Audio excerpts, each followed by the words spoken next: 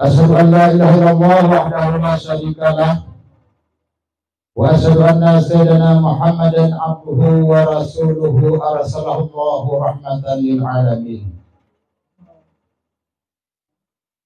Ya ayyuhal hadirun rahimakumullah, ittaqullaha haqqa tuqatih wa la tamutunna illa wa antum muslimun.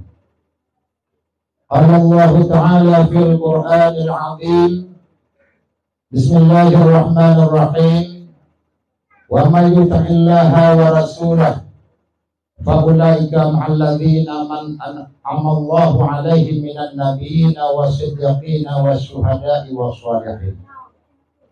Wa qala Allah Ta'ala fi ayatin ukhra,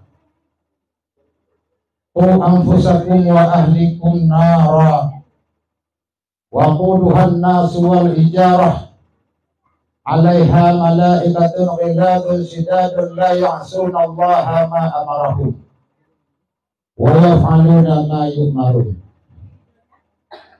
Wa qala Allah Ta'ala fi ayatin ukhra, wa ma min dabbatin illa 'ala Allahi rizquha. Wa qala Allah Ta'ala fi ayatin ukhra, wa'budullaha wa la tusyriku bihi syai'an wa bil walidaini ihsana. Wa qala Nabi sallallahu alaihi wasallam, talabul ilmi faridatun ala kulli muslimin wal muslimat. Wa qala Nabi sallallahu alaihi wasallam, inna anjakum yaumal qiyamati min ahwaliha wa mawatiha aksarukum alayya shalah. Wa qala Nabi sallallahu alaihi wasallam, man lam yaskur ala ni'ma'ih wa lam yasbir ala bala'ih wa lam yarda ala qada'ih falyakhruq takal ardi falyatlub rabban siwaya. Sadaqallahul azim wa sadaqa rasulul karim wa nahnu ala dzalika minas syahidin wa syakirin walhamdulillahi rabbil alamin.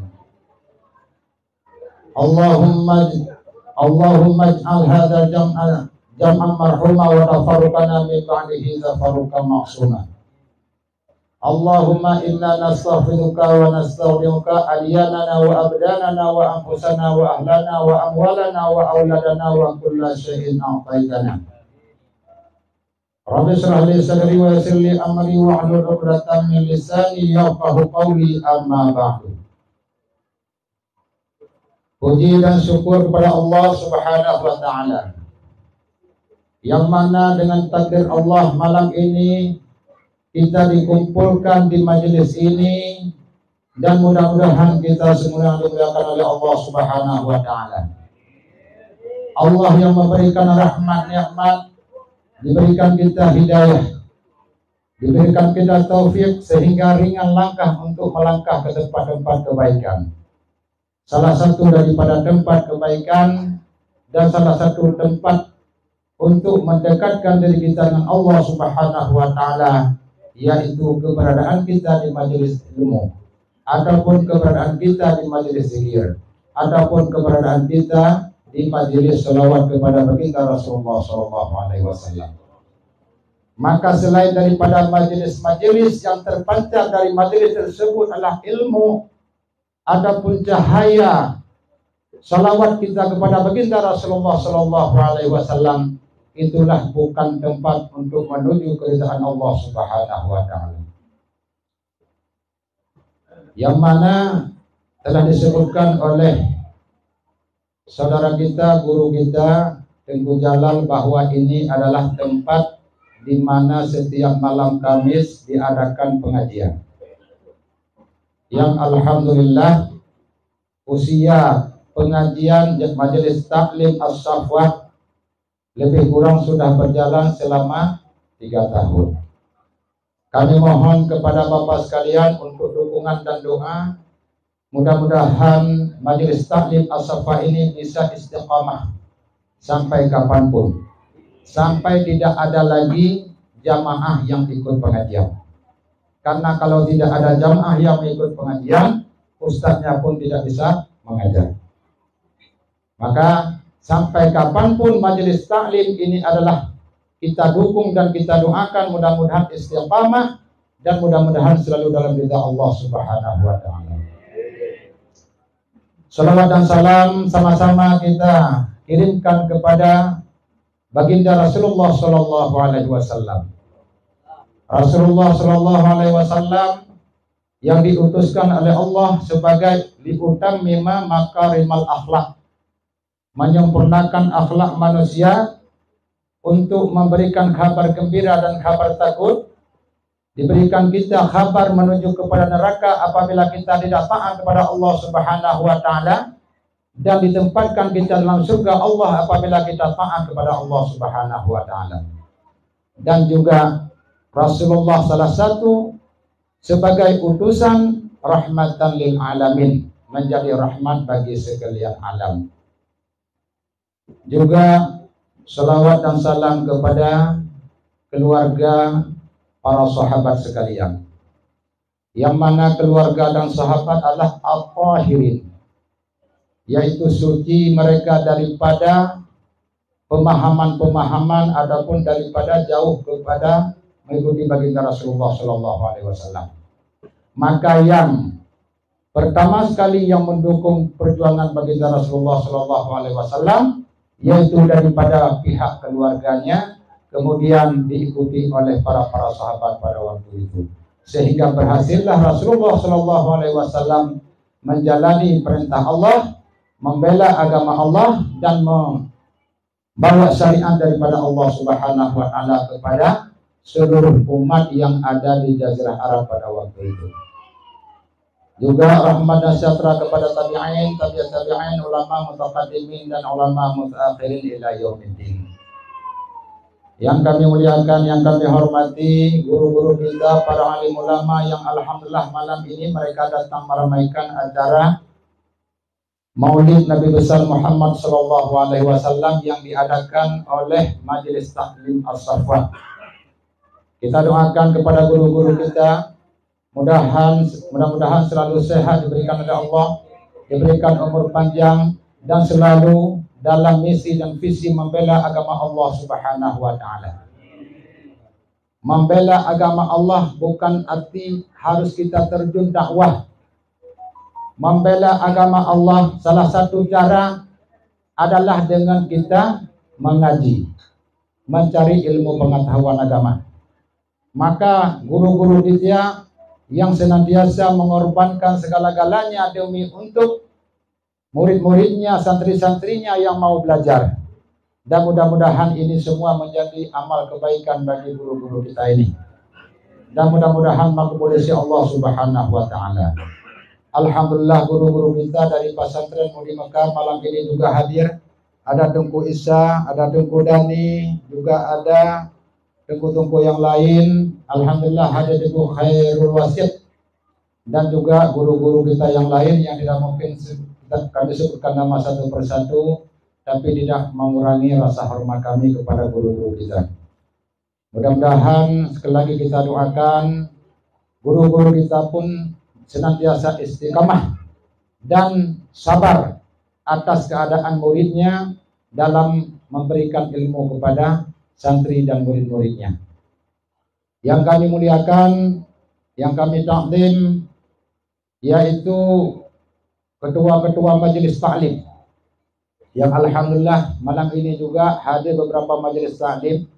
Di antaranya alhamdulillah hadir majelis taklim dari Korsi Masjid, majelis taklim dari Imami Tastafi Ciracas, dan ada juga majelis taklim daripada Lubang Buaya sebagai tuan rumah.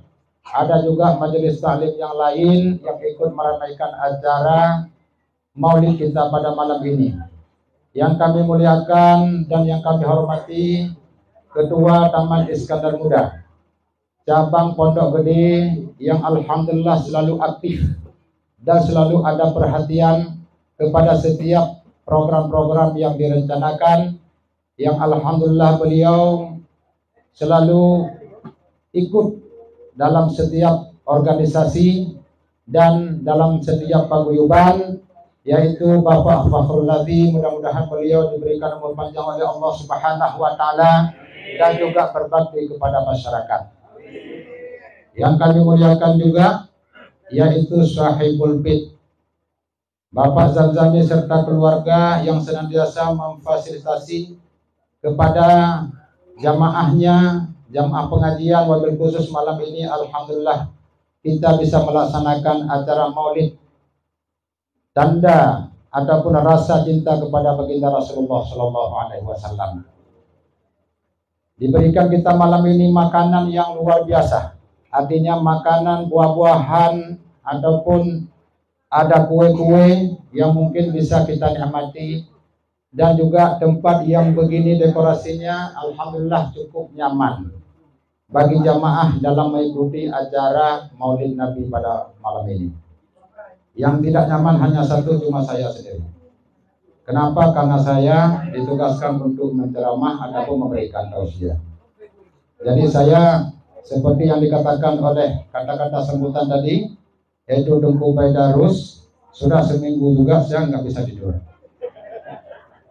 Cuma bukan karena pikir tausiah, nggak bisa tidur, banyak jamu di rumah. Dan alhamdulillah malam ini diberikan kesehatan Allah, bisa saya sampai di majelis ini, dan mudah-mudahan tausiah malam ini bisa berjalan sampai selesai insyaallah. Yang kami muliakan juga yaitu dari aparatur desa RT 07 RW 05 yang tadi telah diberikan sambutan dan dukungan dari yang memberikan sambutan Bapak Haji Mansur Huta Sofyan. Terima kasih Bapak RT yang telah memberikan sambutan tadi, dan alhamdulillah sambutan Bapak dan dukungan Bapak untuk setiap kegiatan pengajian di majelis ini juga memberikan dukungan untuk acara malam ini wabil khusus, yaitu mudah-mudahan untuk Bapak dan keluarga besar masyarakat yang ada di sekitar RT 7 RW 5 ini, mudah-mudahan selalu dalam taufik Allah, dalam lindungan Allah Subhanahu wa taala. Hadirin hadirat yang dimuliakan oleh Allah Subhanahu wa taala, juga kepada para tamu undangan, baik yang datang dari tempat yang jauh ataupun yang datang daripada tempat yang dekat, yang merupakan bahagian daripada tamu yang alhamdulillah bisa meringankan langkah datang ke tempat ini meramaikan acara Maulid Nabi Muhammad SAW pada malam ini, dan mudah-mudahan kita semua dimuliakan oleh Allah Subhanahu wa taala. Para tokoh-tokoh masyarakat, alim ulama, tokoh-tokoh agama, juga kepada Bapak Ibu yang berhadir malam ini, semuanya kita mudah-mudahan dimuliakan oleh Allah Subhanahu wa taala. Hadirin jamaah yang dimuliakan oleh Allah Subhanahu wa taala, tadi saya awali tausiah yaitu dengan membaca Al-Fatihah. Kita kirimkan Al-Fatihah yang pertama sekali kepada baginda Rasulullah SAW. Rasa harapan kita kepada baginda Rasulullah, mudah-mudahan mendapatkan syafaat beliau di yaumil akhir. Juga kepada para alim ulama, para syuhada, para siddiqin, para salihin, kita kirimkan doanya untuk mendapatkan syafaat beliau di hari kiamat semuanya. Dan juga kepada guru-guru kita yang telah tiada, yang telah duluan pulang kepada Allah Subhanahu wa taala, jangan sampai kita lupakan, apalagi dalam merayakan acara seperti ini. Karena salah satu dekat kita dengan Allah Subhanahu wa taala dalam sebuah acara, tentunya dengan kita ingat juga kepada almarhum dan almarhumah yang telah mendahului kita, baik dari keluarga ataupun daripada guru-guru kita. Mudah-mudahan keberkahan kita dapatkan setiap acara yang kita laksanakan. Hadirin yang dimuliakan oleh Allah Subhanahu wa taala, tadi sempat kita bicarakan mengenai ini tempat adalah tempat pengajian. Pengajian adalah salah satu fasilitas untuk mendapatkan ilmu dari Allah Subhanahu wa taala. Saya berani mengatakan setiap malam Kamis di sini malaikat Allah turun dan melindungi para jamaah yang ikut dalam pengajian. Mulianya jamaah, mulianya majelis taklim disebabkan karena Allah memujinya dan Allah memberikan rahmatnya, yaitu setiap berjalannya majelis taklim di mana saja. Termasuk di sini di setiap malam Kamis, mungkin di malam yang lain, di tempat yang lain, termasuk malam Sabtu di Condet ataupun di Ciracas, juga di tempat-tempat yang lain. Ini semua dilindungi oleh Allah Subhanahu wa taala. Siapa yang jalan dari rumah menuju ke tempat majelis, kita akan dilindungi oleh malaikat Allah. Sebagaimana tadi telah dikatakan, adapun telah dibaca bunyi hadis, man salaka tarikan ilal ilmi sahalallahu tarika ilal jannah. Siapa yang menempuh jalan untuk menuju ilmu Allah, maka dia akan dimudahkan jalan oleh Allah untuk menuju ke dalam surga Allah Subhanahu wa taala. Maka salah satu jalan mendapatkan ridha Allah, tentunya kita mencari jalan seperti menuntut ilmu pengetahuan agama, mencari majelis taklim tempat berselawat, ataupun majelis-majelis zikir. Dan semuanya akan menjadi jalan untuk kemuliaan kita dunia wal akhirah. Karena kalau bukan dengan ilmu agama, semuanya tidak akan tercapai maksud ataupun sampai kita kepada tujuan. Al-ilmu nurun. Ilmu itu adalah nur, cahaya yang diberikan oleh Allah dalam dadanya manusia.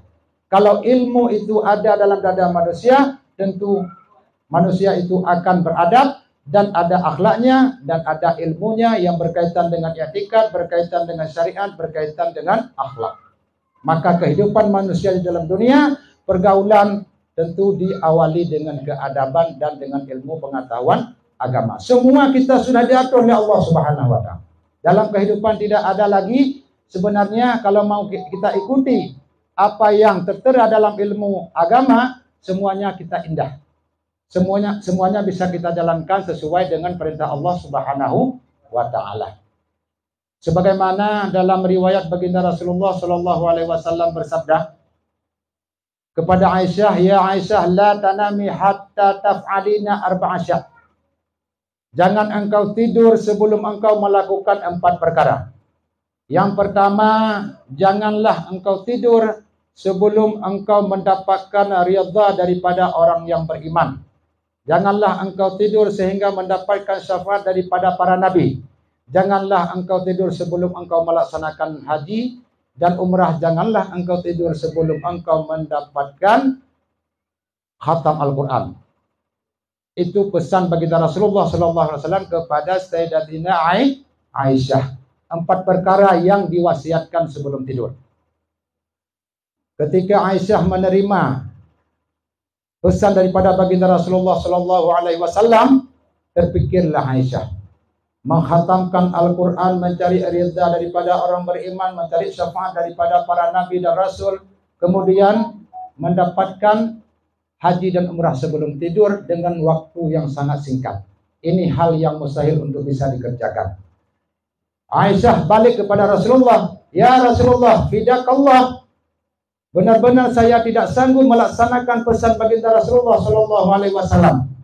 Karena sebelum tidur tentunya waktunya yang sangat singkat, tidak bisa mencapai 4 perkara.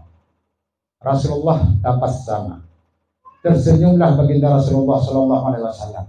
"Ya Aisyah, engkau mengatakan ataupun membaca 3 kali qul huwallahu ahad, itu sama seperti engkau telah menghatamkan Al-Quran." Kenapa?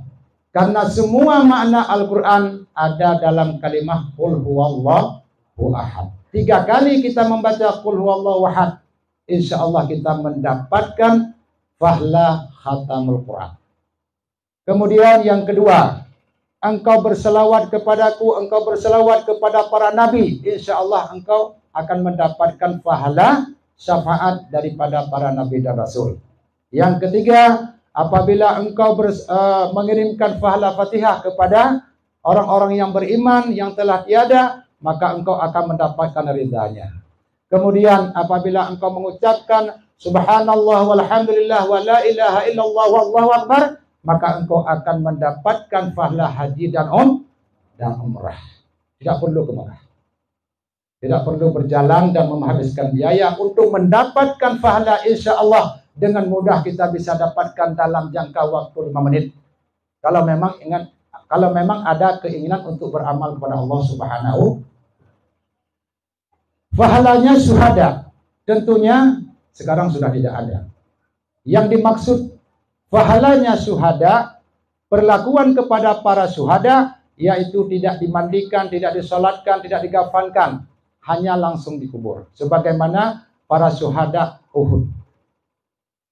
Kalau sekarang kita cari hal yang demikian sudah tidak ada, saudara-saudara. Sudah nggak ada lagi. Cuma untuk mendapatkan pahala syuhada, banyak jalan dikasih oleh Allah Subhanahu wa taala.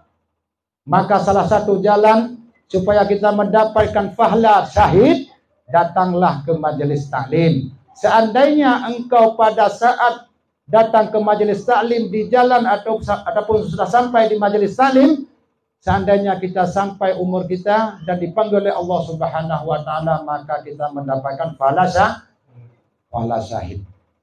Bagaimana mendapatkan pahala syahid? Mengaji pun belum.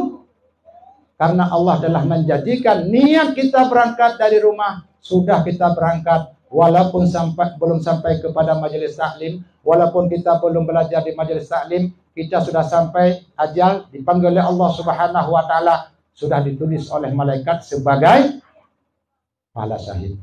Itulah kelebihan-kelebihan bagi orang yang menuntut ilmu agama.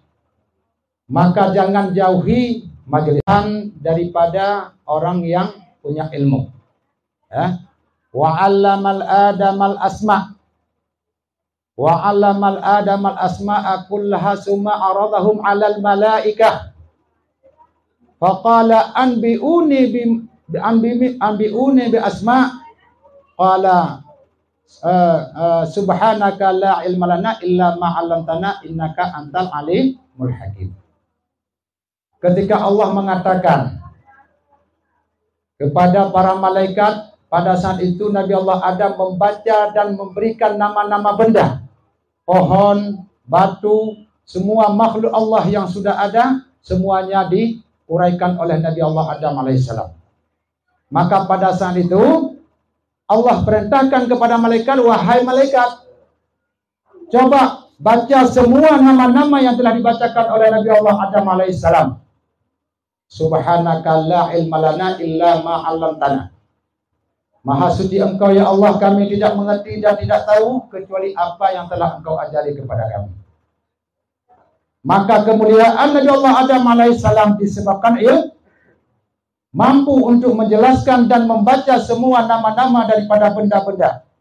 Tapi malaikat yang diberikan akal oleh Allah Subhanahu wa taala pada waktu itu tidak sanggup untuk menyebut nama-nama benda. Maka di situ malaikat merendahkan diri, tawadhu kepada Allah. Memang tidak ada jalan. Subhanaka la ilma lana illa ma 'allamtana innaka antal alimul hakim. Engkau yang maha mengetahui ya Allah. Karena sebelum diciptakan Adam, malaikat protes.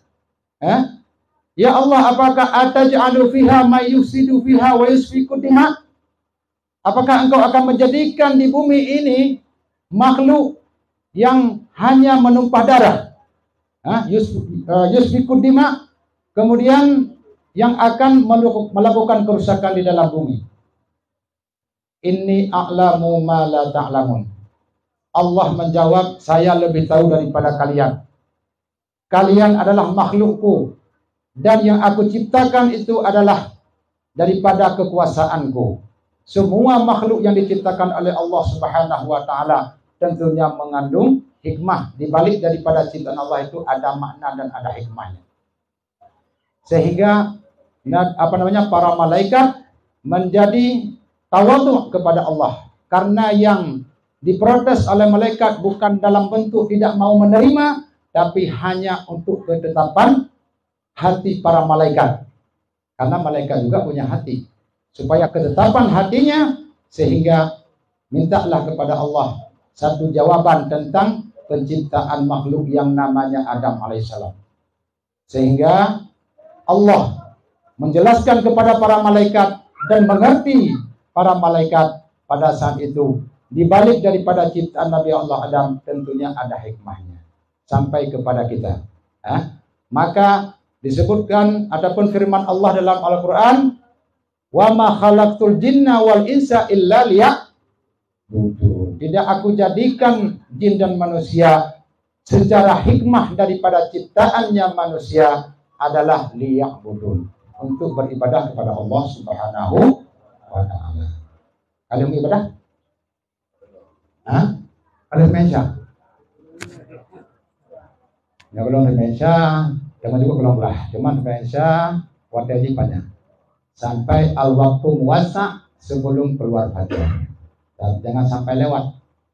Jangan sampai lewat. Kenapa? Karena satu tanggung jawab kepada kita, jangan merayakan Maulid Nabi besar Muhammad sallallahu alaihi wasallam dengan yakin dan rajin, tapi salat isyanya lewat.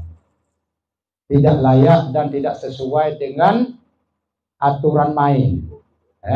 Kita mencari yang sunnah, tapi kita hilangkan dan kita tinggalkan yang wajib. Hadirin yang dimuliakan oleh Allah Subhanahu wa ta'ala. Kembali kepada ayat yang kita baca tadi, wa may yuti'illaha wa rasulahu fa ulaika ma'al ladzina man an'ama Allahu 'alaihim minan nabiyyin was-siddiqin wasyuhada'i was-shalihin. Siapa taat kepada Allah, taat kepada Rasul, maka mereka akan bersama para nabi, para syuhada, bersama para siddiqin dan para ulama di dalam surga Allah Subhanahu wa ta'ala. Karena kelebihan mereka semua ini adalah dengan ilmu yang diberikan oleh Allah Subhanahu wa ta'ala. Mereka punya ilmu derajat mukasyafah, mereka punya ilmu derajat muraqabah. Bukan sama seperti makhluk yang lain sebagai umat daripada para nabi yang mereka hanya memegang predikat awamiyah. Kalau tingkat derajat kita ibadah ini masih dalam kategori awam. Dalam ibadah ada bentuk muraqabah, ada bentuk mukasyafah, ada bentuk awamiyah. Awamiyah yang diberi nama adalah orang awam. Maksud daripada awamiyah memang ibadahnya orang awam hanya terlepas daripada tuntutan. Sembahyang kita jauh hanya supaya gelah mentang daripada kewajiban KBR. Merumpok untung dari sembahyang tanya hana, dan dari sembahyang tanya hana menunjuki kepada mendapatkan ihsan Allah Subhanahu wa ta'ala. Kalau kita salat dalam keadaan menutup aurat saja, tidak ada menutup kepala, tidak ada menutup badan, dan tidak menutup di bawah lutut, salat kita sah ada tidak? Siapa bilang tidak sah? Siapa bilang sah?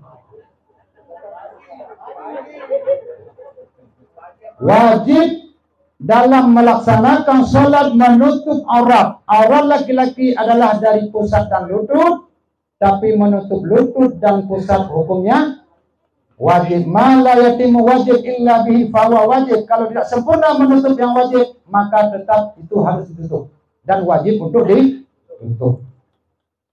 Tapi kita salat tidak pakai baju, tidak menutupi dari pusat ke atas, dari lutut ke bawah. Salat kita sah ataupun tidak? Sah. Secara hukum syariat dan hukum fikih bahwa salat kita tetap sah. Ihsan kita ada tidak di situ? Tidak ada ihsan. Tidak ada tidak ada ihsan. Kenapa? Karena hanya kita lakukan ibadah kepada Allah agar terlepas daripada tuntutan syarak, tidak kita cari lebih. Yang punya modal buka toko hanya barang-barang tertentu dan jualnya pun asal balik modal, tidak mau mendapatkan Begitulah salatnya orang yang tidak menutup aurat seluruh badan pada waktu salatnya. Memang salat kita sah, tapi tidak baik. Disitulah yang dinamakan ihsan. Karena dalam Islam, dalam ibadah, yang pertama Islam, yang kedua iman, yang ketiga ihsan. Ihsan yang dianjurkan, yang diperintahkan oleh agama bukan hanya kepada sesama manusia, tapi ihsan kita sampai kepada binatang pun dan seluruh makhluk Allah Subhanahu wa ta'ala. Kita ada ihsannya. Imam Al-Ghazali pernah berkata, Ketika ada yang mimpi, Imam Al-Ghazali mendapatkan tempat di sisi Allah Subhanahu wa taala, tempat yang sangat baik, dekat dengan Allah, diberikan beliau surga. Ada yang bermimpi dan bertanya, "Wahai Imam Al-Ghazali, kenapa engkau mendapatkan tempat yang demikian?" Jawabnya, "Karena pada saya waktu malam saya mengarang kitab. Datanglah seekor lalat, kemudian hinggap di tintanya, dimakannya tinta itu, diminumnya tinta itu, tapi Imam Al-Ghazali tidak mengusir lalat tersebut. Maka dengan ihsan yang sedikit bisa mendapatkan ridha Allah dan bisa mendapatkan surga Allah Subhanahu wa taala. Maka amal yang sedikit bisa, kalau memang kita lakukan dan benar-benar dengan ikhlasan, insya Allah akan menjadi besar. Tapi kalau perbuatan dan ibadah yang wajib, kalau tidak kita iringkan dengan niat, bisa-bisa amal kita itu tidak sah di sisi Allah Subhanahu wa taala.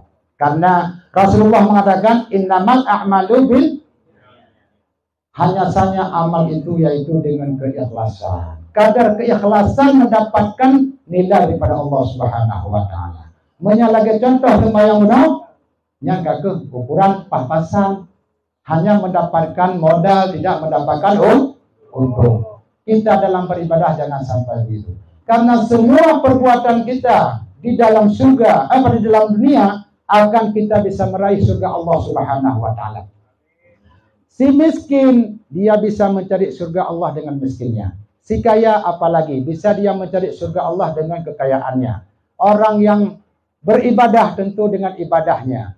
Kemudian orang yang bekerja dengan kerjaannya bisa mendapatkan surga Allah Subhanahu wa taala. Karena orang yang bekerja walaupun bentuknya duniawi tapi niatnya untuk ukhrawi, insya Allah berubah kerjaannya menjadi kerjaan akhirat. Nah, ada buku dia orangnya? Hah? Habis lagi ya? Habis lagi nya. Kecuali malamnya kan? Menang, artinya aturan yang telah ditentukan dalam agama. Ibadah bukan hanya sekedar bentuk ibadah, tapi kita harus kita iringi dengan ihsan kita kepada Allah Subhanahu wa taala. Ingat, Nabi Yakub alaihissalam berpisah Nabi Yakub dengan Nabi Allah Yusuf itu mungkin hampir 40 tahun. Kenapa bisa berpisah Nabi Allah Yakub dengan Nabi Allah Yusuf alaihissalam? Padahal Nabi Allah Yusuf adalah anaknya daripada Nabi Allah Yakub yang sangat disayangi dan dicintai oleh Nabi Allah Yakub. Tapi Allah pisahkan Nabi Allah Yakub dengan Yusuf sehingga lamanya sampai 40 tahun. Alasannya dikatakan oleh para ulama, Nabi Yakub pernah menyembelih seekor binatang sabri, yaitu di hadapan anaknya, tanpa ada rasa kasih sayang kepada anaknya, tanpa ada ihsan kepada anaknya. Hanya ibarat di bedanya takoh anak kameng, abrakan ma kameng tapi anak sampai. Itu makhluk Allah binatang. Walaupun binatang, tapi yang namanya binatang punya panca indera. Yaitu punya panca indera. Dan ilmu yang dimiliki oleh binatang bisa dicium, bisa didengar, bisa dilihat, kemudian bisa dirasa. Ini dari hawasul khamsi yang hadir daripada perasaan yang lima, bukan ilmu. Maka tidak layak kalau kita katakan, pinter banget si kucing ini, pinter banget si sapi ini. Enggak layak kita katakan kalau kepada binatang, karena bukan ilmu yang dimiliki, tapi binatang hanya dalam bentuk hawasul khamsi, bisa dirasai, bisa dilihat, bisa didengar, ataupun bisa dipandang. Jadi itu yang didapatkan ilmu melalui hawasul khamsi oleh binatang. Nabi Allah Yakub menyembelih seekor sapi di depan anaknya tanpa ada rasa kasih sayang kepada anaknya. Padahal anak binatang juga tahu kalau ibunya itu lagi disembelih ataupun lagi dipotong. Bagaimana perasaan anak kalau ibunya disembelih? Tentunya ada rasa sakit ataupun rasa sedihnya. Makanya karena itulah para ulama mengatakan dipisahkan Nabi Allah Yusuf alaihissalam dengan Yakub, dengan orang tuanya selama 40 tahun dikarenakan Nabi Yakub menyembelih binatang dengan tidak ada rasa ihsan kepada binatang. Kalau dalam agama, dalam syariat, tentunya ada cara. Kalau kita menyembelih binatang yang pertama, sikin harus kita asah, jadi yang tajam. Sehingga waktu kita potong tidak terasa ada sakitnya daripada binatang. Harus kita jaga. Maka kembali kepada tuntutan dan syariat bahwa kita sebagai makhluk Allah tentunya hanya 3 dalam ibadah. Yang pertama Islam, yang kedua iman, yang ketiga ihsan. Ihsan harus ada dalam ibadah. Maka kalau tidak ada ihsan tidak mendapatkan untung. Oleh karenanya bicara kita malam ini, alhamdulillah hadir kita ke majelis tempat perayaan Maulid Nabi besar Muhammad sallallahu alaihi wasallam yang diadakan oleh Majelis Shafah. Ini kira-kira apa tujuannya? Apa hikmah dibalik daripada perayaan ini? Tentu masing-masing ada jawaban. Saya datang karena undangan. Ada sebagian yang mengatakan saya datang karena saya cinta kepada baginda Rasulullah sallallahu alaihi wasallam. Ada yang mengatakan saya ke majelis tujuannya untuk mendapatkan makanan yang enak. Ada sebagian yang mengatakan di sini kita bersilaturahmi. Apapun tujuan dan maksud kita datang di sini, tentunya hanya terkumpul dalam satu tujuan, yaitu mahabbatu lillah wa li rasulih wa may yuti'illah wa rasulahu fa ulaika ma'alladzi nama'ama Allahu 'alaihi minan nabiyyin wasiddiqin wasyuhada'i wassalihin. Hanya itu tujuannya, untuk mendapatkan cinta Allah dan untuk mendapatkan cinta untuk kita mendapatkan cinta kepada baginda Rasulullah sallallahu alaihi wasallam. Hadirin yang dimuliakan oleh Allah Subhanahu wa taala. Kalau saya tanya kira-kira berani enggak menjawab kita cinta tidak kepada baginda Rasulullah? Cinta. Dugna cinta kepada Rasulullah. Ini buktikan juga dugna cinta kepada baginda Rasulullah sallallahu alaihi wasallam. Kalau sudah menjawab cinta akan menjawab. Harus menjawab. Baik buka cinta. Menyabarkan buka cinta kawannya, gak ada menjawab. Ya, minha kapate kaptarada aku. Ya, bahasa orang awal. Karena cinta kepada orang lain sampai tok yuk karada. Kalau enggak percaya, belahlah dadaku. Malam ini kita ikrar sama-sama kita cinta kepada baginda Rasulullah sallallahu alaihi wasallam. Sanggup enggak menggambarkan bagaimana cinta kita kepada baginda Rasulullah? Kalau masih sanggup kita gambarkan, ini belum dikatakan kita mahabbah yang hakiki kepada baginda Rasulullah sallallahu alaihi wasallam. Saya cinta kepada Rasulullah bagaimana? Sebagaimana saya cinta kepada orang tua saya, belum. Saya cinta kepada Rasulullah bagaikan saya cinta kepada istri dan anak saya, belum. Ataupun kita cinta kepada Rasulullah bagaikan saya cinta kepada harta saya, itu juga belum. Selama kita masih menggambarkan cinta kita kepada Allah dan kepada Rasulullah, ini belum sampai kita kepada mahabbah yang hakiki. Sebagai bukti, soban yang tidak bisa kita catat ataupun tidak bisa kita gambarkan cintanya Sauban kepada baginda Rasulullah sallallahu alaihi wasallam. Pada satu hari datanglah Sauban dalam keadaan mukanya pucat. Seolah-olah Sauban lagi dalam keadaan sakit. Siapa Sauban? Maula Rasulullah ataupun khadimnya Rasulullah sallallahu alaihi wasallam datang kepada Rasulullah. Begitu sampai di hadapan Rasulullah, kata Rasulullah, "Ya Sauban, kenapa mukamu seperti demikian? Mukamu pucat, seolah-olah kamu sakit. Benar kamu sakit?" "Tidak ya Rasulullah. Sama sekali saya tidak merasakan ada yang sakit dalam badan saya. Yang membawa saya seperti ini karena saya sangat cinta kepada engkau ya Rasulullah. Kalau seandainya nanti engkau dipanggil oleh Allah Subhanahu wa taala, engkau wafat, tentunya engkau akan berada pada derajat yang paling tinggi dalam surga. Bagaimana keadaan saya nanti? Kalau sekarang saya bisa melihatmu setiap hari, kalau saya sekarang bisa bertemu dengan Anda dengan Rasulullah sehari-hari, tapi nanti di hari kiamat bagaimana di hadapan Allah? Engkau derajatnya lebih tinggi daripada saya." Tapi Rasulullah menjawabnya dengan ringan. Orang dalam surga nanti akan bersama orang-orang yang dia cintai. Akan bersama orang-orang yang dicintainya. Sauban sangat cinta kepada Rasulullah sehingga nanti di hari kiamat akan duduk bersanding bersama Rasulullah SAW di dalam surga. Itulah kelebihan daripada mahabbah yang kuat kepada baginda Rasulullah SAW. Bapak makan banyak. Setelah makan banyak, jangan minum. Kira-kira tidurnya apa yang Bapak mimpi?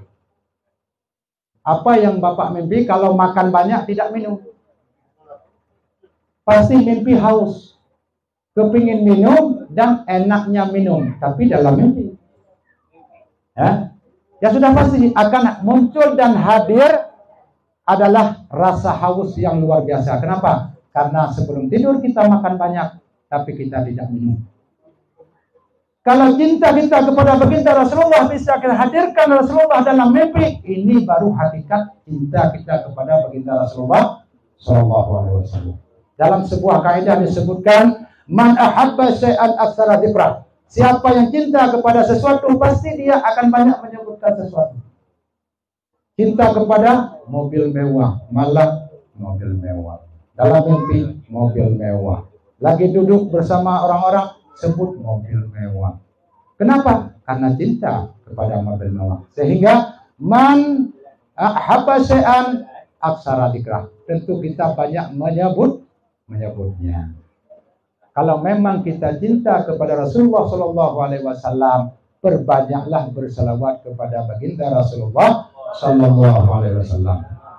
Sallallahu ala Muhammad sallallahu alaihi wasallam. Sallallahu ala Muhammad sallallahu alaihi wasallam.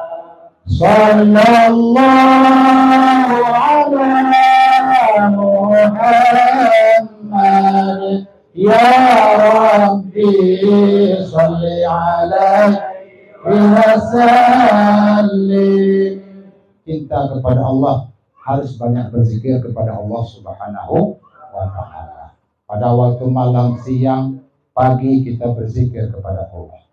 Berzikir kepada Allah tentunya tidak mengenal waktu dan tidak mengenal tempat. Tidak harus kita berzikir kepada Allah yaitu pada tempat yang sunyi ataupun pada tempat yang kita bekerja. Di mana saja kita berzikir kepada Allah Subhanahu wa ta'ala. Kita isi lidah kita yaitu dengan berzikir kepada Allah Subhanahu wa ta'ala. Maka kalau kita berzikir kepada Allah seperti kalimah la ilaha illallah, dakhalal jannah. Siapa yang mengucapkan kalimah la ilaha illallah, dakhalal jannah.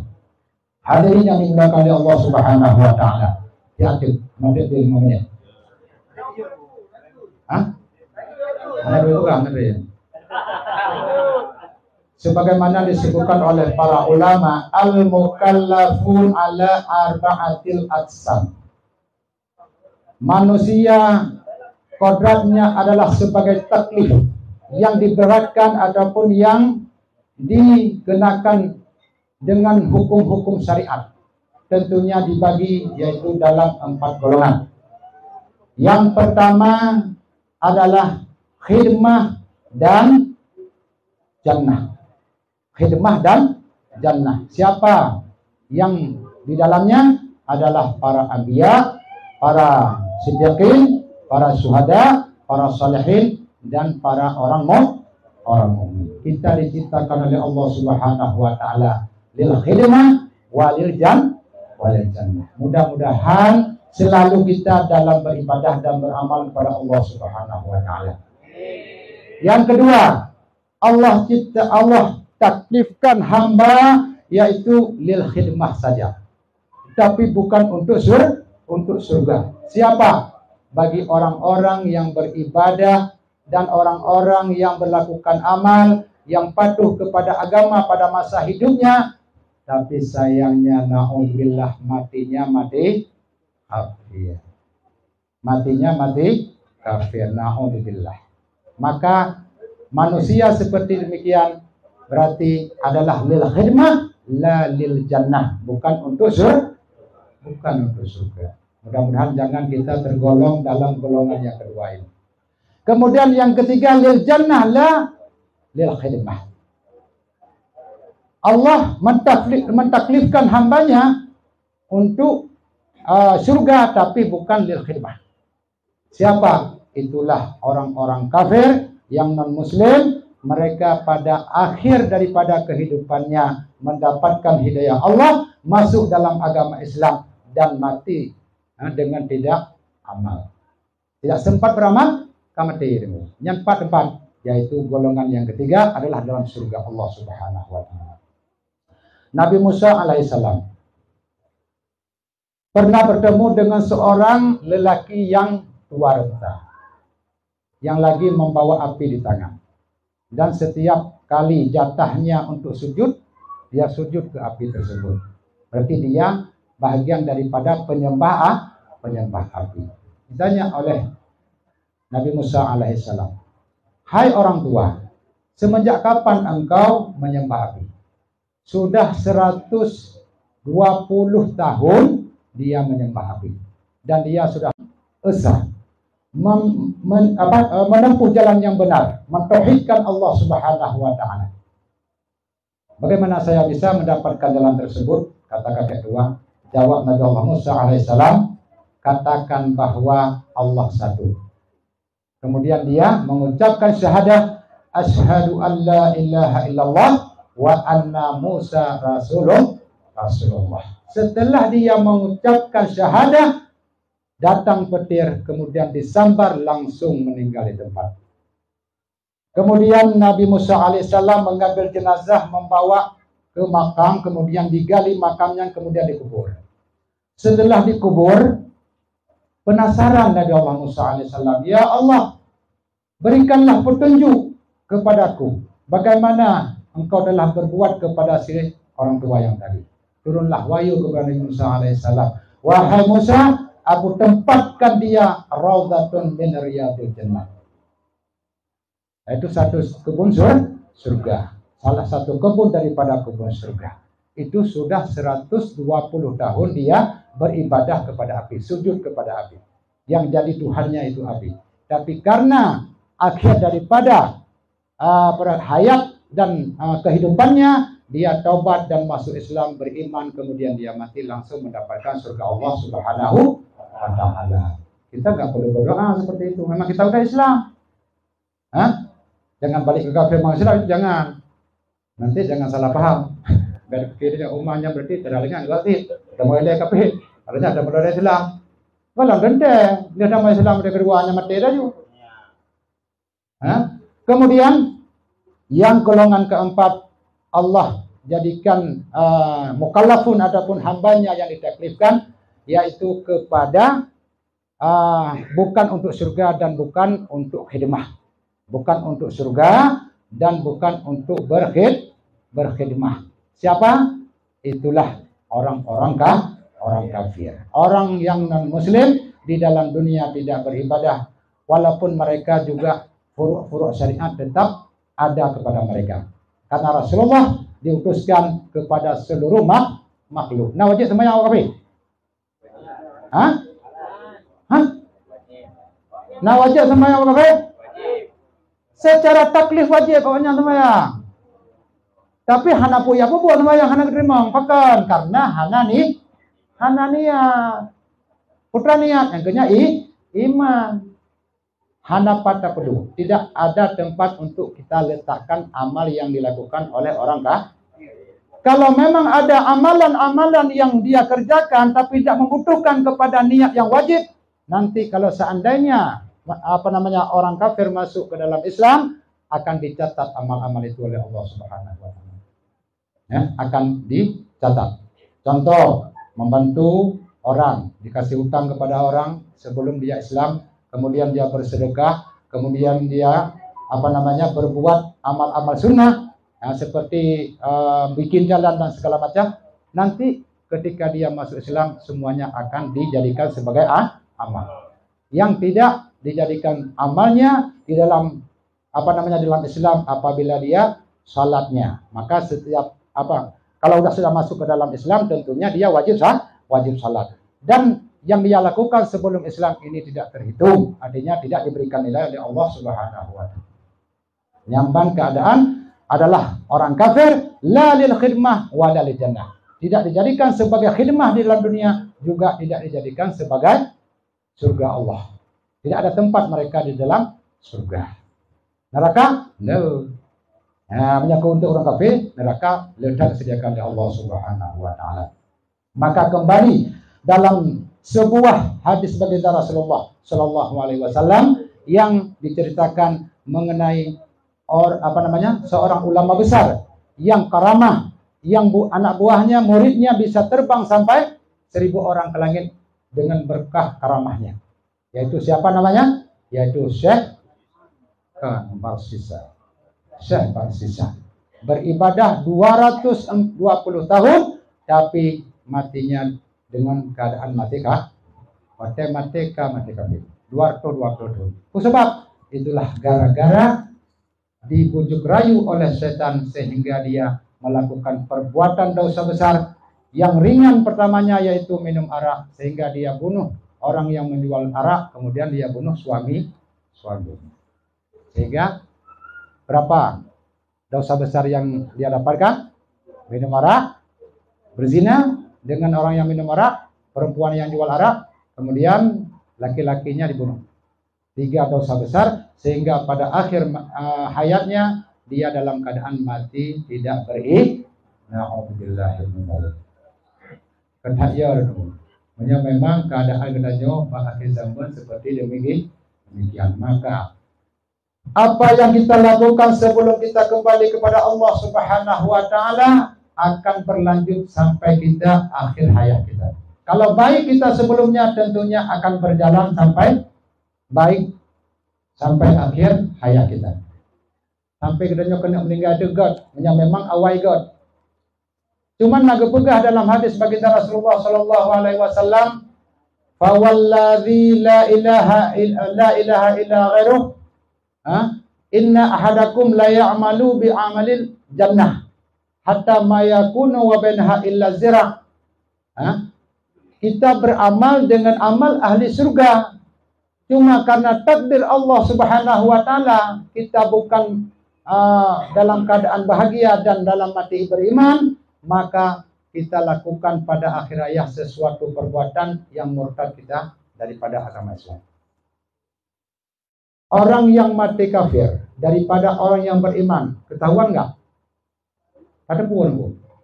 Karena bukan pada saat sakratul maut yang menjadi pedomannya orang mati kafir ataupun tidaknya, baik adapun tidaknya dia pada akhir hayatnya, karena dia pada akhir hayat melakukan satu perbuatan yang berdosa, adapun satu perbuatan yang kafir, sehingga matinya dalam keadaan mati kafir. Na'udzubillahi min.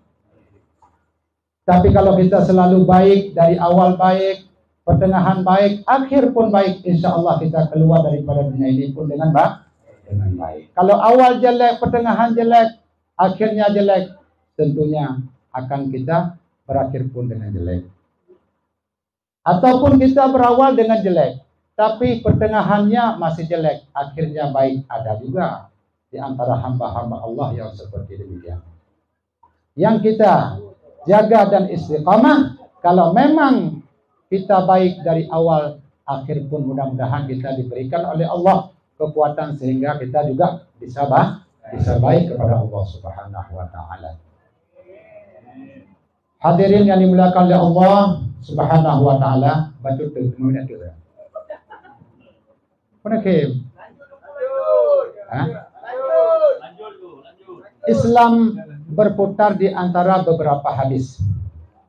Hadis yang pertama, innamal amalu binniyah.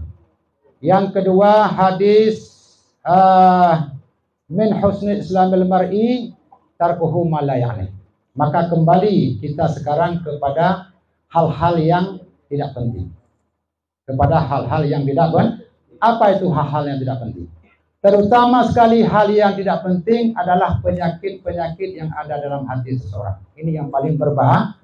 Apa itu? Hasud. Kemudian riya. kemudian apalagi ujub, kemudian takabur. Ini semua penyakit penyakit hati. Orang hidup dengan penuh penyakit hati, maka tidak mendapat kebahagiaan dunia wal akhirah. Tidak mendapatkan dunia wal akhirah. Kenapa? Karena semua penyakit-penyakit hati akan muncul dan akan datang apabila kita hubbud dunia. Maka perkara hubbud dunia ini adalah perkara yang sangat berbahaya dan menjadi kepala daripada penyakit hati. Mulai aja dengan hubbud dunia. Putra hubbud dunia, cinta kepada dunia. Putra ada dunianya. Sampai dah dengar dunia. Putra yang dimaksudkan dengan dunia. Ini mungkin harus dimengerti malam ini. Dan saya tidak akan berhenti berceramah dan tausiah kalau memang tidak mengerti ini. Ad-dunia sesuatu yang membimbangkan kita daripada beribadah kepada Allah Subhanahu. Ibaratnya orang punya fasilitas hidup, rumah mewah, mobil mewah, kemudian tidur di tempat yang mewah, tapi dia tetap beribadah kepada Allah Subhanahu wa taala. Dunia tidak itu. Tidak. Sedikit pun itu tidak bersifat dengan dunia. Tidak dunia. Ada orang yang kerjanya hari-hari mungkin menjual ikan asin di pasar. Dengan ikan asin dia sampai lupa kepada Allah, tidak sempat salat, tidak sempat berzikir, tidak sempat berselawat kepada baginda Rasulullah. Gara-gara ikan asin. Tiap hari dia bersihkan ikan asin. Tiap hari seperti demikian. Ini ikan asin dunia apa tidak? Ini dunia. Makanya jangan salah memahami dunia. Ali radhiyallahu an yang dia kecam adalah dunia yang seperti demikian. Ali mengatakan talak tuki salasan. Lagi orang teman dia orinya. Hai dunia, aku cerai engkau 3. Karena menyacirai hanya wali. Menyacirai siapa? Najalanu. Makasih. Ali radhiyallahu an yang dilakap sebagai Safwatullah, cambuknya Allah, Ali juga mengatakan dan benci kepada dunia, tidak membutuhkan sesuatu yang membimbangkan dia cinta kepada Allah dan kepada Rasulullah, maka dia lupakan semua itu. Nah, kenapa? Karena hubbud dunia akan membawa kecelakaan dunia wal akhirah. Maka cinta dunia ini jangan sampai ada dalam hati kita. Walaupun kita punya rezeki diberikan oleh Allah Subhanahu wa taala, jangan kita jadikan rezeki itu sebagai sebab kita masuk ke dalam neraka. Kita jadikan rezeki yang diberikan oleh Allah, mudah-mudahan kita bisa masuk ke dalam surga Allah. Maka tempatkanlah rezeki yang diamanahkan oleh Allah, yaitu pada tempat yang dianjurkan oleh Allah Subhanahu wa taala. Beri sedekah, bantu tempat-tempat kebaikan, bantu madrasah, bantu masjid, kemudian bantu anak yatim, santunan anak yatim seperti yang tadi. Alhamdulillah. Malam ini juga keberkahan yang luar biasa. Kita ada kegiatan santunan anak ya. Mudah-mudahan makbul insya Allah Subhanahu wa taala. Meninggalkan hubbud dunia inilah sifat yang sangat baik, sifat yang sangat elok, dan sifat yang terpuji di hadapan Allah Subhanahu wa ta'ala. Ibrahim bin Adham pada satu hari dia datang ke sebuah tempat ke gunung untuk berburu. Gejaklah mungkin dia berburu sampai di hutan bersama rombongan. Karena sudah capek, beliau beristirahat di sebuah tempat. Pada waktu itu datanglah waktu makan zuhur. Orang Arab makan zuhurnya apa? Roti. Jadi sufrahnya dibuka, rotinya dituangkan, ditaruh di atas sufrah. Belum dimakan, datanglah burung hantu, diambillah roti, kemudian dibawa kabur. Bengongnya Ibrahim bin Adham, ada apa ini? Ada burung datang mengambil makanan yang ingin dimakan oleh Ibrahim bin Adham. Saking mungkin dia merasa ajib dan heran, dia kejar ini burung. Masih kelihatan dia kejar, naik ke atas kuda, kemudian dikejar sampai ke tempat dan sampai ke gunung. Tahu-tahunya hilanglah burung yang mengambil roti tadi daripada pandangan matanya, tidak tahu kemana lagi. Karena dia berhenti di tempat situ, turun, kemudian dia cari itu burung, tapi nggak dapat. Yang dapat siapa? Ada seseorang pada tempat itu yang lagi diikat tangannya, diikat kakinya, kemudian mulutnya ditutup. Ketika dilihat oleh Ibrahim bin Adham, ditanya, "Wahai saudara, kenapa engkau ada di sini? Dan apa sebab engkau sampai ke sini?" Jawab laki-laki itu, "Saya sebenarnya adalah pedagang, tijarah. Saya jual barang-barang saya di toko. Pada satu hari datanglah sarek." Sarek itu siapa? Maling. Ya. Diambil semua barang yang ada dalam toko, bukan barang saja, orang pun diambil. Dibawalah ke gunung, sampai di sana diikat kakinya, sudah 7 hari. Sudah 7 hari, laki-laki tersebut berada di gunung dengan keadaan yang ada. Tapi alhamdulillah, dia tidak pernah merasakan ada kelaparan. Sudah 7 hari, sama seperti kita makan, pagi, futur, kemudian pada saat siang dan malam. Mungkin dia lebih ada lebihnya. Kalau ada burung yang bawa sampai 4 kali, mungkin 4 kali bisa dia makan. Alhamdulillah, itu keadaan seorang laki-laki berada di tempat yang sangat jauh daripada keramaian. Diikat kakinya, tapi ada hamba Allah, makhluk Allah burung, menyampaikan rezekinya kepada laki-laki tersebut. Ketika Ibrahim bin Adham mendengar cerita daripada laki-laki tersebut, diambillah laki-lakinya, dibuka ikatannya, kemudian dinaikkan ke atas kuda, sampailah dia ke tempat istirahat tadi. Maka pada saat itu dia berjanji dengan Allah Subhanahu wa taala, "Ya Allah, saya tidak membutuhkan lagi jabatan saya sebagai raja pada waktu itu." Dia tinggalkan pakaian yang hebat, yang mewah, yang ada yang dia pakai, dibuka semua. Kemudian sebagai jabatannya seorang raja dia tinggalkan. Dia berangkat ke Mekah dalam keadaan tidak membawa apa-apa, hanya sehelai baju. Tapi dia sampai di sana tidak merasakan ada kelaparan. Masya Allah. Memang Allah karena kehendaki, tidak kita akan dalam keadaan lapar dimanapun. Allah kehendaki kita akan terasakan kelaparan. Kenapa? Wa ma min dabbatin illa 'ala Allahi rizquha. Tidak ada daripada makhluk Allah yang melata-lata, yang berjalan di atas bumi, kecuali Allah yang sudah memberikan rezeki dan sudah dituliskan rezeki baginya. Tidak akan kita kelaparan. Sebagaimana yang dialami oleh Ibrahim bin Adham, beliau adalah orang yang berpangkat, orang yang kaya, tapi dia tinggalkan semuanya adalah untuk beribadah kepada Allah Subhanahu wa taala. Ini sebagai pedoman bagi kita. Maka harta yang kita miliki, jabatan yang kita miliki, ataupun sanjungan yang kita miliki daripada manusia, kalau itu kita tempatkan pada jalan Allah Subhanahu wa taala, insyaallah kita akan bahagia dunia wal akhirat. Sahaknya Abdurrahman bin Auf, sahaknya Utsman bin Affan luar biasa. Membantu perjuangan baginda Rasulullah Shallallahu Alaihi Wasallam. Bagaimana sahaknya? Abdurrahman bin Auf membawa 8.000 dinar uang di depan baginda Rasulullah. "Ya Rasulullah, ini sebahagian 4.000 dinar engkau ambil untuk perjuangan, 4 dinar saya ambil untuk keluarga." Ditengok harta bejuk kepada Rasulullah untuk perjuangan membela agama Allah. Kemudian Utsman bin Affan, "Ya Rasulullah, orang-orang yang tidak punya makan, tidak punya pakaian, tidak punya rumah, semua saya akan bikin rumah. Semua harta saya pergunakan untuk membantu fakir miskin." Hana tinggal kepada keadaan roh. Walaupun tidak ada uang, tidak ada kebutuhan sehari-hari, tidak ada pikir, insya Allah Allah akan semuanya memberikan kepada kita. Jadi tingkat sahaknya, pemurahnya, sosialnya Abdurrahman bin Auf dan Utsman bin Affan ini luar biasa. Ya, sifat yang tinggi yang dimiliki oleh beliau. Makanya Rasulullah Shallallahu Alaihi Wasallam memberikan gelar kepada Abu Bakar dengan As-Siddiq. Kenapa? Karena memang Abu Bakar yang pertama sekali membenarkan kerasulannya baginda Rasulullah Shallallahu Alaihi Wasallam.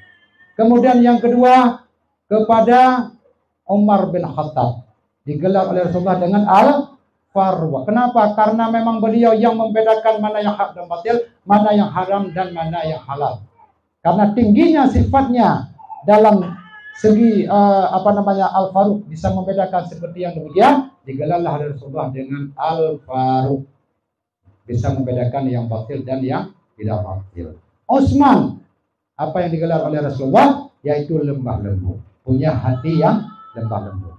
Makanya kalau Utsman ziarah ke kubur, pulang-pulangnya sudah dalam keadaan basah jenggot, basah mukanya. Kenapa? Bukan hujan, tapi air mata yang mengalir. Karena air mata yang mengalir, menangis, mengambil ibrah dari dia ziarah, maka pulang-pulangnya dalam keadaan jenggotnya basah, mukanya juga basah dari air mata. Itulah lembutnya Utsman radhiyallahu anhu. Ali satwatullah. Karena kerasnya terhadap orang kafir, Rasulullah memberikan gelar kepada Ali dengan satwatullah, cambuknya siap membela agama Allah walaupun dalam keadaan apapun. Pada saat Rasulullah Shallallahu Alaihi Wasallam berangkat hijrah dari Mekah menuju ke Madinah, siapa yang ditinggalkan oleh Rasulullah diamanahkan untuk tidur di tempatnya, yaitulah Ali radhiyallahu. Apakah Ali pada waktu itu Rasulullah agak berat yang katanya mau hana keluar daripada mulut Ali dengan rasa segan untuk tidur di tempatnya Rasulullah Shallallahu Alaihi Wasallam. Tapi mau saja demi untuk Rasulullah, untuk menggantikan Rasulullah, tidur di tempatnya Rasulullah pada malam Isra Mi'rajnya Rasulullah Shallallahu Alaihi Wasallam, yaitu pada malam Senin. Malam Jumat, malam Senin, karena Rasulullah identiknya yaitu dengan Senin, lahir Senin, wafat pun Senin, hijrah Senin, datangnya wahyu juga pertama sekali yaitu hari Senin. Sampai hijrahnya ke Madinah pun pada hari Senin, yaitu di sebuah tempat yaitu yang sekarang dijadikan sebagai Masjid Quba. Adalah masjid yang apabila kita ziarah kemudian salat 2 rakaat dalam masjid tersebut sebelum kita datang ke Mekah untuk melaksanakan umrah, tapi kita sudah menggendong pahalanya umrah. Itu kelebihan bagi orang yang melaksanakan umrah. Dan datang kepada Masjid Quba, salat 2 rakaat, kita mendapatkan pahala umrah. Jadi kalau kita ke umrah 2 kali, berarti 3 kali dapatnya. Karena pahala ziarah Masjid Quba. Disunahkan kita pada hari Sabtu ataupun pada hari yang lain untuk berziarah ke Masjid Quba. 4, kayak menunggu Ibu, di Madinah. Karena datangnya Rasulullah ke Madinah yaitu pada hari Senin, kemudian langsung dibatasi untuk Masjid Quba. Kemudian baru Rasulullah berangkat dari Masjid Quba ke Masjid Nabawi di tempat rumahnya Aisyah radhiyallahu anha. Kembali kepada masalah tadi, artinya sakha yang dimiliki oleh para sahabat ini menjadilah kita sebagai pedoman dan pelajaran dan menjadi suri teladan dalam kehidupan kita. Kita hadirkan sikap-sikap para sahabat dan sikap-sikap Rasulullah, sifat-sifat Rasulullah yang dimilikinya adalah dalam kehidupan kita sehari-hari. Kalau memang kita berjalan sebagaimana yang dianjurkan oleh Rasulullah SAW, berarti kita insya Allah akan mendapatkan syafaat beliau di hari kiamat dan kebahagiaan kita di dunia wal akhir. Kapan lahirnya baginda Rasulullah SAW? Pada hari Senin, bulan Rabiul Awal, tahun gajah. Jadi gajah karena tahun gajah. Kenapa dikatakan tahun gajah? Karena memang pada tahunnya lahir baginda Rasulullah SAW, Habasyah dan rombongannya datang ke Mekah untuk menghancurkan Ka'bah. Tapi tidak sempat mereka masuk ke dalam Mekah, ke dalam Masjidil Haram. Sudah duluan binasa, yaitu di sebuah tempat yang namanya Wadi Muhasir. Disitulah mereka binasa dengan burung ababil yang dibawa oleh burung daripada api, batu daripada api neraka yang dibawa oleh burung ababil, sehingga dilempar kepada rombongan daripada Habasyah. Mereka mati semua, sampai yang panglima matinya sangat mengganaskan. Semua isi perutnya keluar dengan batu daripada neraka. Azab bagi orang-orang yang ingin menghancurkan Ka'bah. Apa tujuan mereka menghancurkan Ka'bah? Karena orang-orang yang datang ke Ka'bah untuk melaksanakan haji ataupun umrah, tawaf di Baitullah, jangan sampai lagi mereka datang ke sana. Semuanya akan dialihkan ke Sana'ah, yaitu di Babul Yaman. Karena di sana sudah dibentuk sebuah Ka'bah antik dan orang-orang akan semuanya dibawa ke Babul Yaman untuk melaksanakan haji ataupun umrah di Babul Yaman. Itu kehendaknya daripada Raja Habasyah pada waktu itu. Babul Yaman adalah di Sana'ah, yaitu di ibu kota negara Yaman sekarang. Kalau sekarang Anda datang ke sana, ke Babul Yaman, masih ada tempat yaitu Ka'bah antik. Ya, masih ada. Ka'bah Dandingan. Ya. Kamu nggak dapat dengar? Jadi nak Ka'bah Dandingan. Tapi Allah tidak mengizinkan karena ahsan ardu, yang paling baik bumi Allah itu adalah beradanya di Ka'bah. Tidak akan ada yang bisa mengubah baiknya tanah Ka'bah itu, tempat berdirinya Ka'bah itu daripada fadilah-fadilah yang didapat oleh orang yang melakukan tawaf. Karena itu adalah rumah Allah. Ka'bah sedentang dengan Baitul Ma'mur yang ada di langit. Tempat tawafnya para malaikat. Malaikat Allah, makhluk Allah yang ada di langit selalu tawaf. Yaitu selalu tugasnya tawaf. Membacakan subhanallah walhamdulillah wa la ilaha illallah Allahu akbar. Itu berpuluh-puluh ribu malaikat tawaf di Baitul Ma'mur. Hamba Allah yang beriman datanglah ke Mekah melakukan tawaf. Kalau untuk umrah 7 kali, haji juga sekali tawaf 7 kali. Kehadiran Rasulullah Shallallahu Alaihi Wasallam, apakah ini merasa bagi kita satu kegembiraan ataupun tidak? Tentunya semua kita menjawab hadirnya baginda Rasulullah Shallallahu Alaihi Wasallam yang diutuskan oleh Allah sebagai rahmatan lil alamin, sebagai yang memberikan kabar takut dan kabar gembira, sebagai yang rahmatan lil alamin, yang memberikan kabar takut dan kabar gembira, liutammima makarimal akhlak. Siapa yang tidak bergembira? Bukan hanya makhluk yang namanya insan, semua makhluk Allah pada malam lahirnya baginda Rasulullah Shallallahu Alaihi Wasallam ikut bergembira. Semua burung-burung yang ada di hawa mengucapkan rasa gembira dan tasbih kepada Allah Subhanahu Wa Taala. Dan semua patung-patung yang ada di Ka'bah pada waktu itu hancur dan sujud kepada Allah dengan sebab lahirnya baginda Rasulullah Shallallahu Alaihi Wasallam. Banyak sekali irhas yang dikirim oleh Allah Subhanahu Wa Taala pada malam Senin, malam lahirnya baginda Rasulullah Shallallahu Alaihi Wasallam. Ka'ab al-Akhbar menceritakan bahwa pada malam lahirnya Rasulullah Shallallahu Alaihi Wasallam disebutkan dalam kitab Taurat, apabila bintang sabit yang tetap tidak berpindah-pindah pada malam itu berpindah, berarti malamnya itu adalah lahirnya baginda Rasulullah Shallallahu Alaihi Wasallam. Itu disebutkan dalam kitab Taurat. Kitab Taurat Allah turunkan kepada Nabi Musa.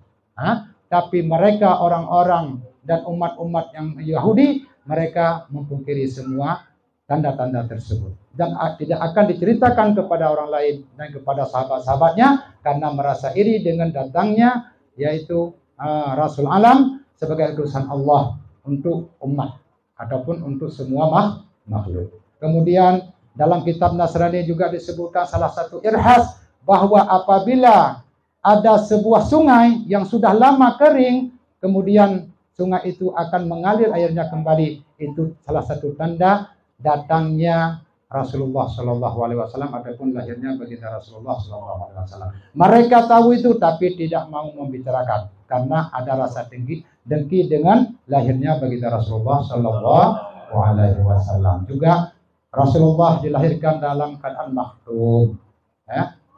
Lam yaghtalim qattu mutlaqan abada wa madatha aslam fi madas zamani. Rasulullah Nabi tidak pernah gemuk. Tidak kopi. Kemudian Rasulullah ketika dilahirkan oleh ibunya Aminah dalam keadaan yang sangat tenang dan tidak ada terasa sakit apa-apa. Semenjak Aminah mengandung Rasulullah mulai daripada bulan yang kedua sampai selanjutnya tidak merasa ada nyekernya apa? Ngidam. Idamnya karena istilah ngidam baru hamil. Tapi Aminah tidak pernah merasakan adanya ngidam. Kepingin ini, kepingin itu tidak ada.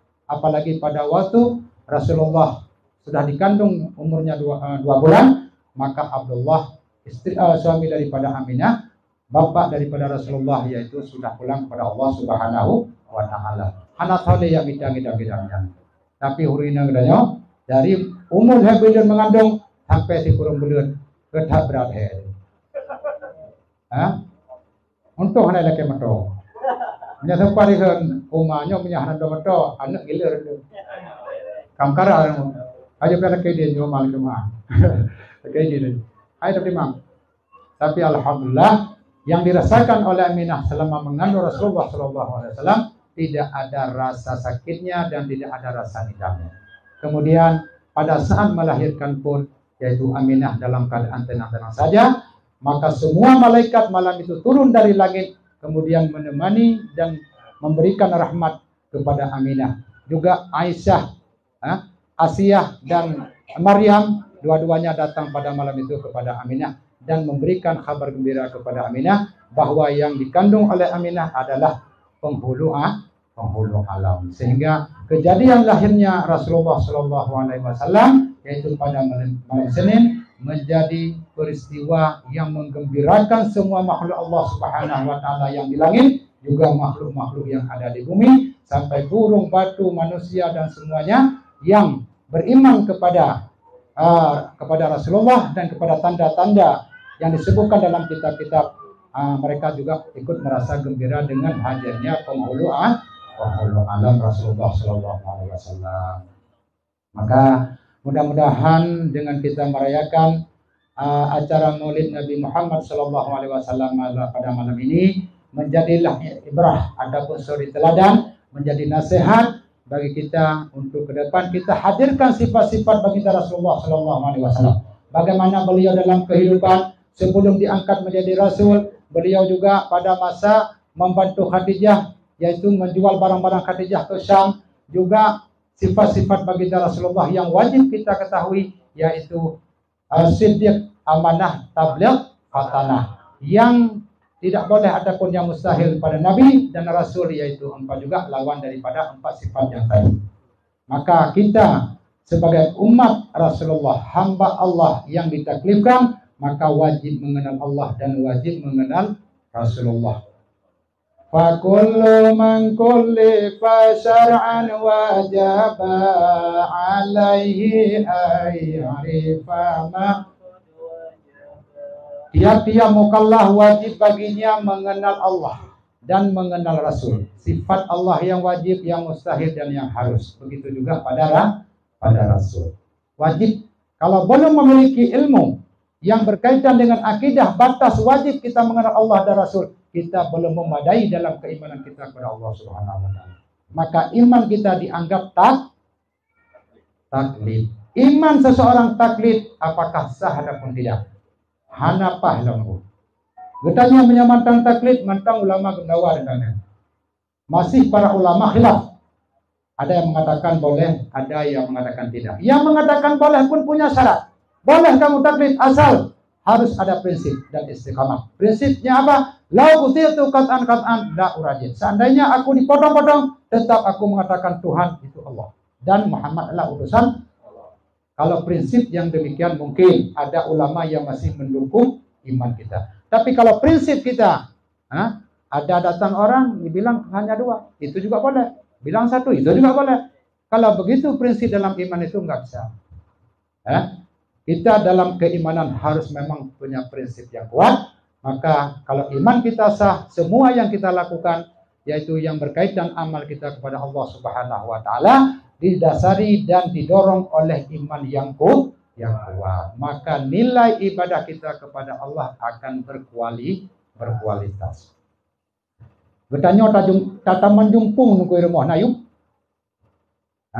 Letak ibadah tapi katanya hana iman, adapun katanya hana ilmunya siapa lagi urung taman nyempung.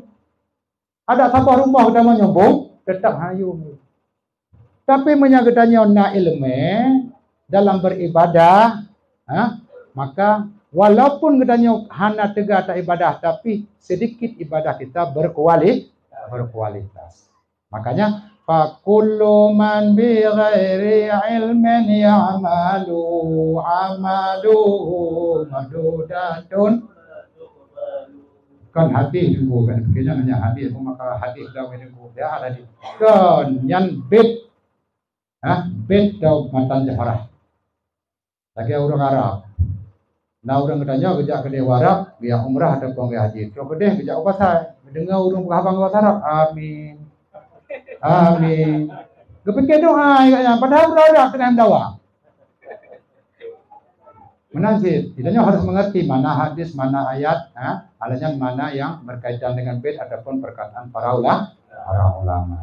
Maka seperti yang telah kita katakan tadi, kita usahakan dalam kehidupan kita mahabbah kita kepada Allah, mahabbah kita kepada Rasulullah Shallallahu Alaihi Wasallam, sebagaimana layaknya kita sebagai umat Rasulullah, dan kita rayakan hari lahirnya baginda Rasulullah Shallallahu Alaihi Wasallam menjadi hikmah yang besar dalam kehidupan kita. Mungkin ini saja yang dapat saya sampaikan. Mudah-mudahan bermanfaat bagi ibu-ibu sekalian dan para hadirin sekalian. Dan apabila ada kesalahan itu adalah kekurangan daripada saya. Kalau memang itu benar adalah dari Allah Subhanahu wa Ta'ala. Marilah sama-sama kita tutup usia ini dengan membaca doa. A'udzubillahi minasyaitonir rajim. Bismillahirrahmanirrahim. Alhamdulillahi rabbil alamin. Hamdan yuwaffi ni'amahu wa yukafi'u mazidah. Ya Rabbana lakal hamdu kama yanbaghi li jalali wajhikal karim wa 'azimi sultanik. Allahumma salli wa sallim ala sayyidina Muhammad wa ala alihi wa sahbihi ajma'in. Allahumma ya 'azima sultan ya karim al-insan ya daima ni'am ya kathir al-jud ya wasi' al-'ata ya khafi al-mulki ya jamil al-sum'i ya haliman la ya'jab.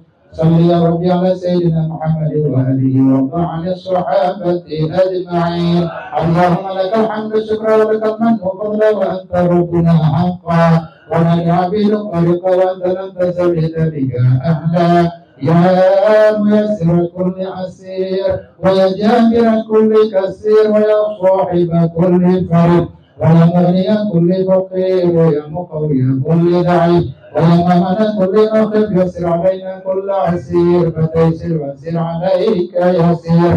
اللهم يا من لا يحتاج الى البيان والتفسير حاجاتنا كثير يا الله. اللهم اغفر لنا ذنوبنا وذنوب والدينا وارحمهما كما ربيانا صغيرا. اللهم اجعل جمعنا هذا جمعا مرحوما وتفرقنا من بعده تفرقا معصوما. اللهم إنا نسألك الجنة ونعيمها وما يقربنا إليها من قول أو فعل أو عمل ونعوذ بك من النار وما يقربنا إليها من قول أو فعل أو عمل.